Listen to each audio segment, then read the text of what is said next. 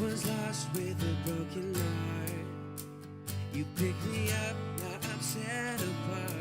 Gi, lu udah pernah nonton belum? Ada satu film baru sih, judulnya tuh Last Jihad. Kayaknya sih gue pernah denger deh, tapi tahu deh gue nggak tahu filmnya. Kayak filmnya bagus nih, kayak tentang rapper. Tapi dia bikinnya dikemas dengan versi Hollywood yang bisa dikonsumsi sama masyarakat banyak. Tapi itu sebenarnya bener-bener tentang rapper versi dari Alkitab. Tentang pengangkatan gitu ya. Aduh Adis, tapi tuh ya teman-teman gue tuh pasti kalau nonton yang tentang rapture, pengangkatan gitu pasti nggak percaya. Nggak percaya? Iya, susah deh. Teman-teman Jacob di tempat ini juga nggak percaya. Nih, abis ini kita sediain ada seperti on the spot tentang fakta-fakta di mana orang-orang tuh yang menghina Tuhan, jadinya tuh kayak apa sih? Ini kita ambil sih di internet. Yuk teman-teman kita lihat bareng ya.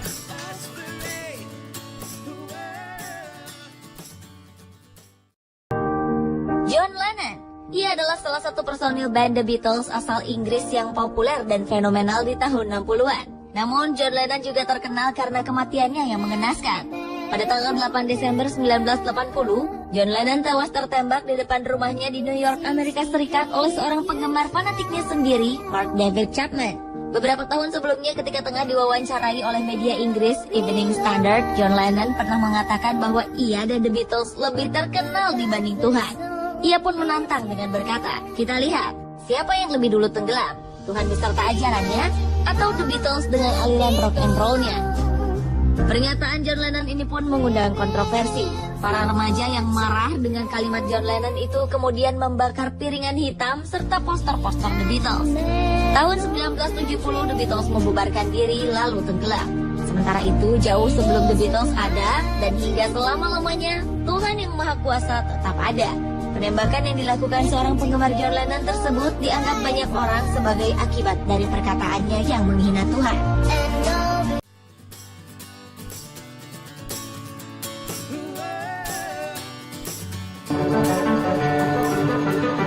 Cantik, populer, dan kaya raya adalah kehidupan yang dialami Marilyn Monroe, aktris terkenal di era 50-an. Namun sayang, di balik segalanya itu, ia mengalami kehidupan keluarga dan percintaan yang pahit.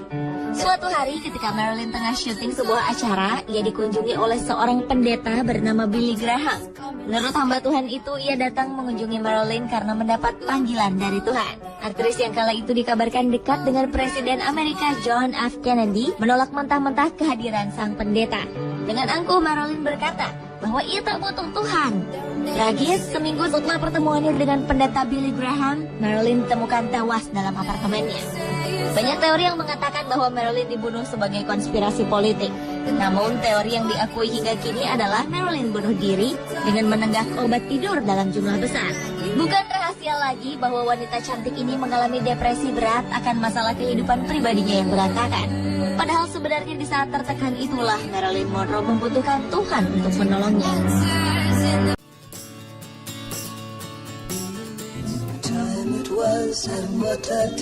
Pada tahun 2005 di Campinas, Brazil, sekelompok remaja yang tengah mabuk pergi untuk menjemput seorang temannya. Ibu dari remaja yang dijemput ini khawatir melihat sang anak yang pergi bersama teman-temannya yang mabuk. Ia pun berpesan pada anaknya semoga Tuhan bersamanya dalam perjalanan. Namun sayang, remaja tersebut bukannya mengaminkan apa yang dikatakan sang ibu. Ia malah menjawab, Tuhan boleh ikut bersama mereka hanya jika Tuhan duduk di bagasi, karena kursi mobil sudah penuh. Tragis, beberapa jam kemudian para remaja tersebut ditemukan tak bernyawa karena kecelakaan. Seluruh penumpang mobil malang itu tewas dan keadaan mobil benar-benar hancur. Namun sungguh ajaib, di tengah bangkai mobil yang sudah tak berbentuk, bagasi mobil tersebut tidak ikut hancur. Bentuknya tetap utuh. Apakah ini sebuah kebetulan? Atau memang Tuhan telah menyatakan kekuasaannya sebagai pengendali setiap keadaan? Gimana teman-teman tadi abis nonton videonya? Bener kan? Dunia aja tuh pasti lihat kalau kuasa Tuhan tuh besar loh teman-teman. Nah iya teman-teman, makanya jangan main-main lagi. Buktinya itu udah ada tuh. Aduh. Nah teman-teman, dan yang terakhir nih ya, kita punya acara yang sangat besar dan spektakuler. Iya enggak? Menakjubkan, pokoknya banyak anak-anak muda di situ ngumpul jadi satu teman-teman. Luar Dan biasa. ya, Yang pastinya sih seru banget ya Lara. Seru banget. Acara seru banget. Acara apa sih namanya? RTS Jakarta. Nah teman-teman jangan lupa ya, RTS Jakarta ini tuh gabungan dari seluruh Jakarta. Harinya itu tanggal 8 November 2014 di mana? Sport Mall Kelapa Gading, Mahaka Square ya teman-teman, jam setengah 8 pagi sampai selesai. Ya teman-teman jangan lupa ini tuh acara satu Jakarta, seluruh Jakarta. Jangan lupa datang ya. Oke teman-teman, sekian pengumuman untuk hari ini. Saya Elizabeth Victoria Arion. Dan saya Regina Wadani Sukirman, kita berdua pamit undur diri. Sampai jumpa.